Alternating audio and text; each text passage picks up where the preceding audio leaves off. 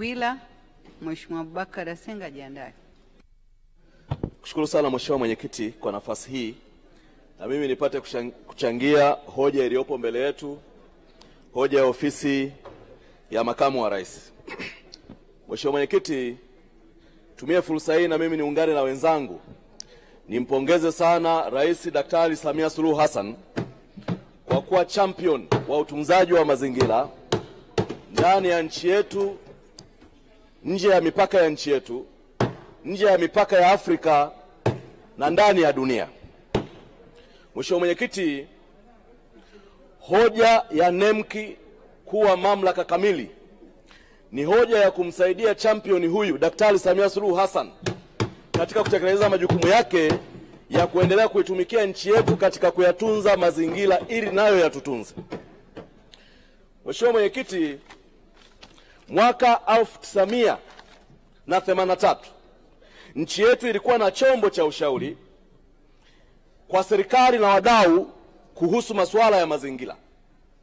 Ilipofika mwaka 1997 tulitunga sera ya mazingira nchini na tukatunga sheria ya usimamizi wa mazingira nchini mwaka huo 97. Lakini vile vile sheria hiyo iliyotunga sheria hiyo ya usimamizi wa mazingira nchini ilitunga pia uwepo wa taasisi ambayo leo tunayo NEMC kwenye kifungu kidogo cha 16(1). Sasa sheria ile imeipa majukumu NEMC yafuatayo. Sheria hiyo ya mwaka 97. Jukumu la kwanza ni kufanya ukaguzi wa mazingira kwenye ardhi na jengo lolote. La pili ni kufanya uchunguzi wa kimazingira katika maeneo mbalimbali. La tatu ni kufanya na kuratibu tafiti za kimazingira, kukusanya taarifa na kuzisambaza.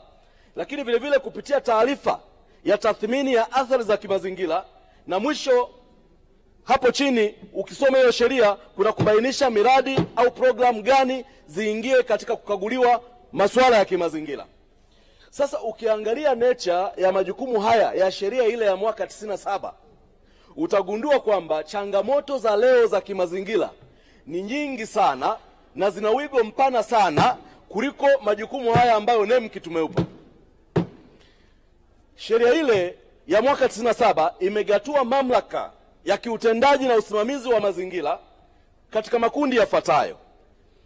Imemtambua mkurugenzi wa mazingira wa NEMC kama sehemu ya wasimamizi wa mazingira, lakini imetambua mamlaka za serikali za mitaa kama sehemu ya wasimamizi wa mazingira, lakini ikatambua wizara za sekta kama wasimamizi wa mambo ya kimazingira.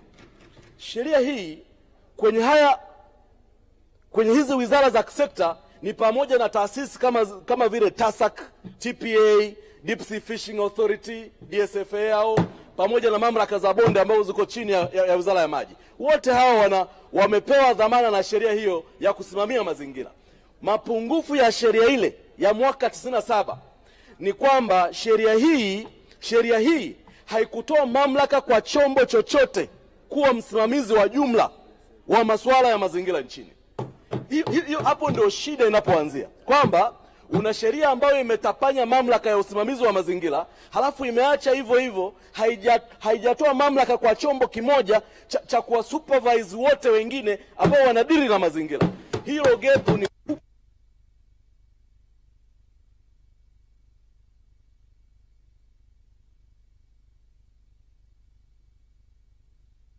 Mheshimiwa Mwenyekiti, naona mitambo imegoma. Ndugu zangu, katika dunia ya leo, jambo linalosumbua uchumi wa nchi zote duniani kwa sasa, iwe ni Ulaya, iwe ni Asia, iwe ni Afrika, yapo mambo mawili tu makubwa ambayo yanaumiza vichwa vya wachumi. La kwanza ni mabadiliko ya tabia nchi, na la pili ni mitaji yenye gharama kubwa. Sasa hili sisi la mabadiliko ya tabia nchi tusipofika mahala tukalichukulia kwa usirias wake kama nchi, kwa usirias wake, hili litakuja kuturudisha nyuma sana. Tuturudisha nyuma sana. Fikiria kwa mfano leo tuna mtandao wa barabara wenye thamani zaidi ya trilioni 35. Mafuriko yakipita tu upande mmoja yamebeba barabara zote. Kama taifa tunaingia hasara. Lakini ni nini? Ni kwa sababu hatujaweka namna ya usimamizi mzuri wa kuyatunza mazingira, pamoja na jitihada kubwa anazozifanya Mheshimiwa Rais, lakini with this disorganized arrangement za kisheria, kwa kweli tutakuwa hatumtendei haki Mheshimiwa Rais. Mheshimiwa Mwenyekiti, weakness nyingine ya sheria hiyo ya mwaka 97 ni kwamba haimtenganishi waziri na shughuli za kila siku za utendaji za usimamizi wa mazingira. Kwa hiyo unakuta waziri ana dhamana ya kutoa vibali, waziri anatoa leseni, waziri anatoa vyeti. Waziri kwenye mazingira anatakiwa awe ni ngazi ya mamlaka ya rufaa, kwamba NEMC wakifanya mambo, wakitofautiana na wananchi huko, wakitofautiana na taasisi nyingine, wakate rufaa kwa waziri, lakini sio waziri awe katikati ya utendaji. Kwa hayo ni mapungufu ya sheria hili. Sasa mwaka 1921 tuliamua kufanya mapitio kama nchi 2021, tukafanya mapitio na tukatunga sera mpya tofauti na ile ya 97. Kwa nini tulitunga sera mpya? Ni kwa sababu ya ile sababu ambayo nimetangulia kuitaja, kwamba kulikuwa na ongezeko kubwa la changamoto katika uhifadhi wa mazingira ndani ya nchi na nje ya nchi. Lakini kama nchi tulikuwa tumeridhia mikataba mbalimbali ya kimataifa ya utunzaji wa mazingira, ikatupelekea sasa tutunge sera mpya ambayo sera ile imeelekeza mambo yafuatayo yafanyike. La kwanza, ikatazame mabadiliko ya tabia nchi kama nilivyosema. Ya pili, tukatazame taka za kielektroniki. La tatu, tukatazame uchafuzi wa mazingira unatokana na uchimbaji wa mafuta na gesi. La nne, tukaangalie usimamizi wa kemikali katika masuala ya mazingira. Sasa mambo haya yote serious haya ambayo tumeyatunga kwenye sera ya mwaka 2021 hatujayatungia sheria. Sheria tunayo ya 97, sera tunayo ya 2021. It's a contradiction. Yaani unawezaje kuwa na sheria ya mwaka wa zamani sana, halafu una sera ya sasa ambayo hujaitungia sheria, lakini mambo yaliyotajwa kwenye hiyo sera bado unayatekeleza kwa sheria ya zamani? Hiyo ni kupapasa mambo na tunaweka rehani usalama wa mazingira ya nchi yetu na kesho ya Watanzania wanaofuata baada ya sisi kupita. Kwa hiyo nafikiri ni muhimu sana, ndio maana tunajenga hoja kwamba ni lazima tuwe na mamlaka ambayo tumeipa dhamana ya kusimamia mazingira. Sio baraza. Baraza lipo kwa sheria ile ya zamani ambayo majukumu yake ndio yale nimewasomea, ambayo hayaendani kabisa na changamoto za sasa za kimazingira. Miaka hiyo ya 97 tukitunga hii sheria haikuongelea hata uchimbaji tu, hata madhara ya mazingira kwenye uchimbaji wa madini. Leo tuna migodi mingi. Leo tuna athari za mazingira maeneo mengi sana. Kwa ni muhimu sana sera hii ya 2021 tutunge sasa sheria ambayo ita-accommodate matakwa ya hii sera, lakini sheria ambayo itaifanya NEMC iwe mamlaka kamili. Na mimi nitawaeleza kwa nini NEMC iwe mamlaka kamili. Sababu hizi hapa na hapa. Ya kwanza, tutaipa nguvu na utekelezaji bora zaidi wa sera mpya hiyo inayoiongelea na kanuni pamoja na sheria tutakao kuwa tumeitunga. La pili ni kufanya maamuzi kwa urahisi na kutekeleza matakwa ya sheria na kanuni kwa ufanisi zaidi, lakini vile vile kuruhusu matumizi bora ya rasilimali fedha na rasilimali watu. Ndugu zangu, mimi ni mjumbe wa kamati ya bajeti ya nchi hii, ya bunge hili. Ninafahamu namna ambavyo NEMC hawana fedha wala ubavu wa kuweza kutekeleza changamoto zilizo mbele yao. Najua. Sasa tukiifanya hii kuwa mamlaka kamili, maana yake tutaconsolidate vyanzo vyote vya kazi wanazozisimamia ili zirudi kwao wakatekeleza majukumu. Huwezi ukawa na kusanya senti zinazotokana na uharibifu wa mazingira hafa urudishi kufanya restoration ya mazingira. Hatuwezi kwenda hivyo.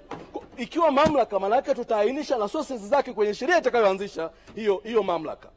Lakini jingine ni kwamba ikiwa mamlaka NEMC, tutaipa mtazamo wa kuaminika kwa umma. Katika mniwie radhi sana niseme, katika taasisi ambazo jamii yetu ina mashaka nazo sana ni pamoja na NEMC. Yaani ukiona jambo lako NEMC ni shida, kibali kitachukua muda mrefu sana, kila kitu kitachukua muda mrefu sana, Halafu kwa sababu sheria imegawanya majukumu, unakuta hapa afisa wa serikali za mitaa wa mazingira aliyetajwa hapa amepita na amechukua tozo, halafu tena NEMC naye anapita hapo tena anatoa maelekezo mengine. Kwa ni contradiction, a total contradiction. Tufanyeni hivyo kuanzisha mamlaka mpya ili tuongeze ushirikiano wa kimataifa kwa nchi nyingi duniani, kwa sababu nchi zote nyingine zilizo nyingi zinatumia mamlaka za mazingira na badala ya baraza la mazingira. Kwa unakuta hata kiutendaji nchi zikikutana kukaa kuongelea mazingira, wakiitwa watendaji wa mamlaka, sisi hapo unaweza ukashangaa akalazimika kwenda waziri. Hawezi kuongea lugha moja na wale ambao ni watendaji typical kutoka kwenye mamlaka hizo nyingine za nchi nyingine.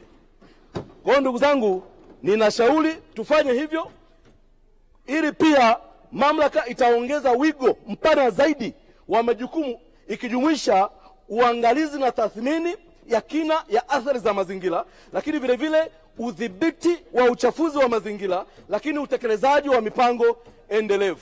Swala la kufanya NEMC kuwa mamlaka ni swala ambalo haliepukiki kama kweli tuna nia ya dhati ya kumsaidia Mheshimiwa Rais kuendelea kuwa championi wa kutuhudumia Watanzania na dunia nzima kwenye swala la utunzaji wa mazingira. Mheshimiwa Mwenyekiti, naunga mkono hoja. Asante.